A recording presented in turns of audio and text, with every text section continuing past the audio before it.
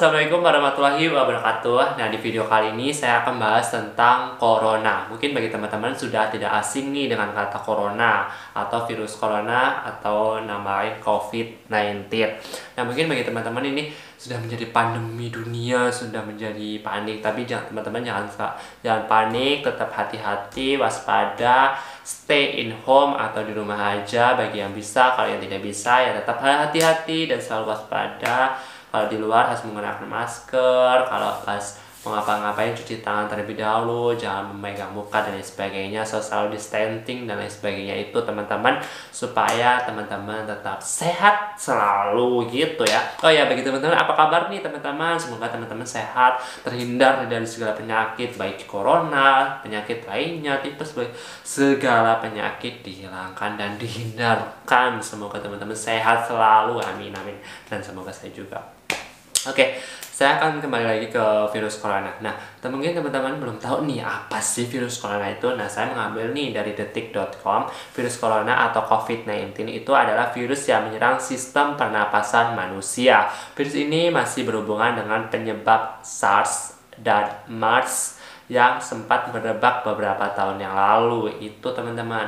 Nah, penyebab virus corona ini sampai saat ini belum diketahui nih penyebab dari virus corona ini, tetapi diketahui virus ini disebarkan oleh hewan dan mampu menjangkit dari satu spesies ke spesies yang lain termasuk manusia.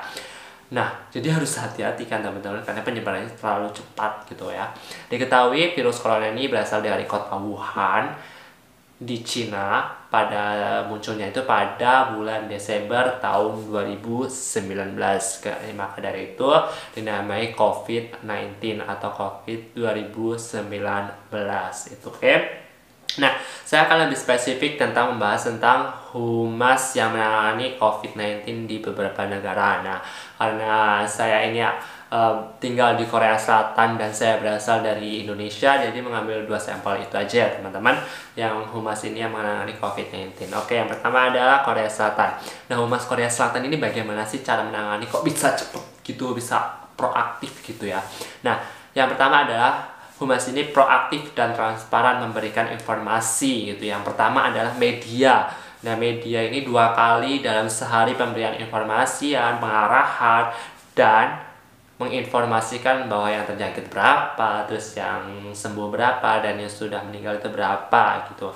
Itu ditayangkan di televisi nasional gitu 2 kali sehari gitu, dari jam 9 dan jam 4 waktu Korea Selatan. Kalau tidak salah jam segitu ya teman-teman.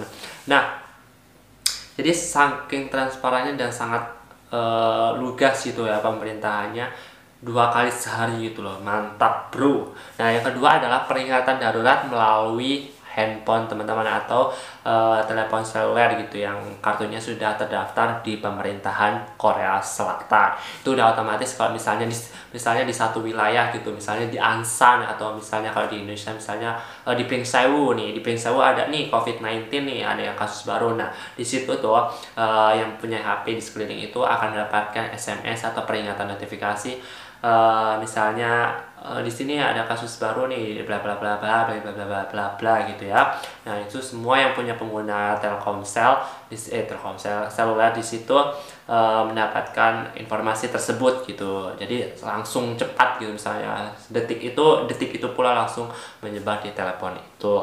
Nah, itu dari segi proaktif dan transparan itu dari segi handphone. Terus di situs websitenya itu pun sangat transparan gitu.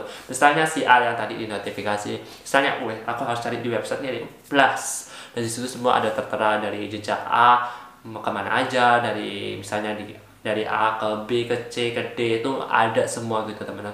Jadi di situs itu sangat transparansi, hingga di situ ditulis juga nama pasiennya juga loh teman-teman. Jadi sangat transparan gitu kan. Negara ini juga mampu memproses lebih dari 15.000 tes dalam 1 hari tuh.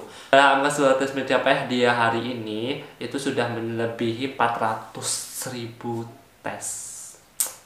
Mantap. Terus humasnya di sini itu membuat aplikasi diagnosa virus corona. Korea Selatan juga mengeluarkan nih prosedur-prosedur imigrasi khusus untuk memantau kedatangan dalam 2 pekan tanpa memperlakukan larangan masuknya, karena negara ini tidak lockdown. Jadi ada nih keluar masuk dari negara sana untuk ke sini, negara sana untuk sini, buat keluar masuk antar negara gitu lah. Nah, maka dari itu imigrasi ini harus diperketat lagi nih dengan cara disediakan aplikasi, mantap. Seperti halnya di Cina juga menyediakan aplikasi yang bagaimana ada pemantauan suhu setiap hari, 2 kali cek atau 3 kali cek, seperti makan ya teman-teman. Pokoknya di sana itu disediakan aplikasi, jadi setiap hari harus cek ketat gitu, harus ngirimkan itu, harus dikirim itu, harus gitu ya pokoknya. Nggak tahu itu aplikasinya gimana, tapi setiap hari itu selalu muncul tuh pemberitaan seperti itu teman-teman. Nah, itu humas-humas yang ada di Korea Selatan teman-teman. Jadi menurut saya kalau humas ini bagus banget sih, very nice. Pemberian informasi sangat transparan, dari segi transparansi itu keren banget sih. Soalnya kan dari jejak A, jejak B, jejak C itu transparan gitu di websitenya gitu. Jadi ya menurut saya itu berguna banget sih. Itu humas yang ada di Korea Selatan. Oke, selanjutnya kita akan beralih ke humas yang ada di Indonesia menangani COVID-19 ini. Kita akan berbicara tentang humas-humas yang ada di Indonesia tentang COVID-19 ini. Bagaimana sih cara-cara komunikasi dia? Nah, yang pertama adalah dengan cara jubir atau juru bicara ini yang sudah ditunjuk pemerintah untuk menangani COVID-19 ini. Biasanya update misalnya ada kasus baru, misalnya ada yang meninggal, terus ada yang sembuh, itu pada saat setiap hari 1 kali, itu setiap pukul jam 5 waktu Indonesia, dan tayang di semua televisi dan media-media. Nah, selanjutnya juga ada notifikasi atau SMS dari telepon seluler nih untuk teman-teman, tapi sayangnya pengguna kartu yang lain itu tidak dapat, misalnya kayak Indosat dan yang dapat, yang menurut temanku yang ini yang dapat. Nah, notifikasi ini juga kurang akurat gitu, misalnya isinya itu kurang berbobot gitu, hanya himbauan gitu. Sedangkan himbauan itu di televisi, di media sosial semua ada gitu. Kalau hanya sekedar SMS ini, kalau menurut saya kurang greget gitu. Kalau contohnya di Korea aja, dapat peringatan darurat itu atau notifikasi itu kan, misalnya di satu wilayah itu ada kasus baru tuh. Nah, di situ langsung di wilayah tersebut dikabarin tuh bahwa di situ ada kasus baru di sini dan di sini gitu, dan disertai website atau nomor telepon yang bisa dihubungi, misalnya atau kontak dengan orang itu gitu teman-teman. Jadi kayak gimana ya, kayak lebih aware gitu, lebih hati-hati gitu. Kalau hanya himbauan kan sayang di kebiayaan gitu kan, itu juga membutuhkan biaya gitu.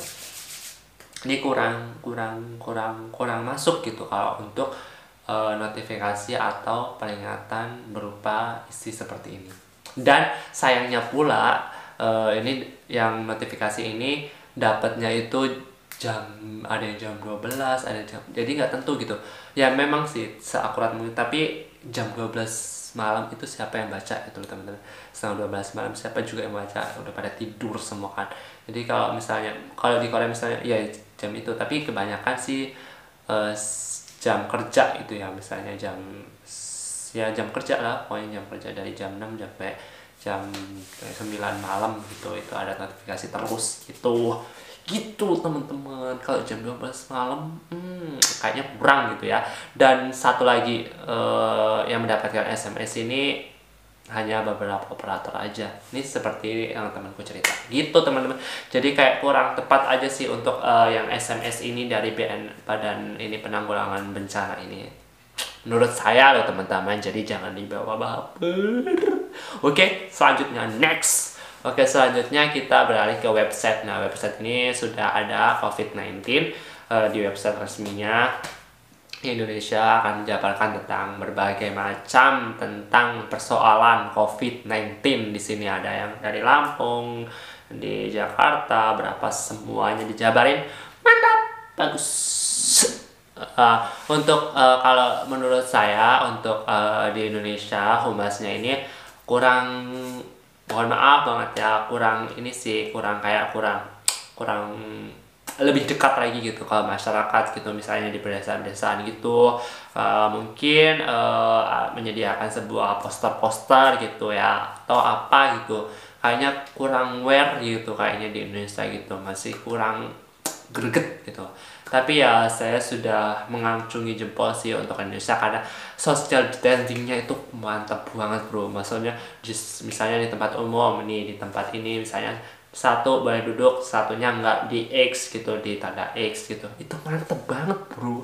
Itu sangat mengurangi banget sih, maksudnya social distancing itu sangat tepat banget kalau saya, menurut saya gitu loh. Di Korea ini ada sih poster social distancing, tapi ya biasa aja, pakai kereta ya biasa aja. Mungkin karena di Indonesia tuh karena nggak menggunakan masker ya, jadi mungkin karena nggak menggunakan masker jadi harus ada social distancing itu. Nah kalau di Korea ini biasa aja sih, tempat duduknya seperti biasa, cuman kita kayak kalau misalnya ada yang batuk corona gitu. Jadi ya kayak itu kembali lagi ke SDM-nya sih. Tapi mantep sih, Korea Indonesia mantep sih untuk masalah social distancing. Saya setuju banget dengan cara seperti itu. Tapi ya mungkin belakang-belakang nggak numpuk, tapi kayaknya enggak sih. Mantap sih. Saya akhiri saja teman-teman video kali ini. Semoga COVID-19 ini semakin mereda di semua negara-negara dan semakin supaya kita lebih nyaman gitu hidup gitu, tidak waspada, tidak kemana-mana. Ya Allah, takut itu, takut ini, seperti layaknya seperti biasa. Dan kalau sudah mereda ini, sudah berakhir virus corona ini, bagi teman-teman yang cuci tangannya jangan ditinggalkan lagi, tetap cuci tangan, jangan apa-apa langsung plok gitu ya. Jadi kebiasaan yang baik itu dibawa terus dan kebiasaan buruk dihilangkan. Oke, semoga teman-teman saya selalu terhindar dari sebuah penyakit dan sampai jumpa di next video. Bye bye. The next time.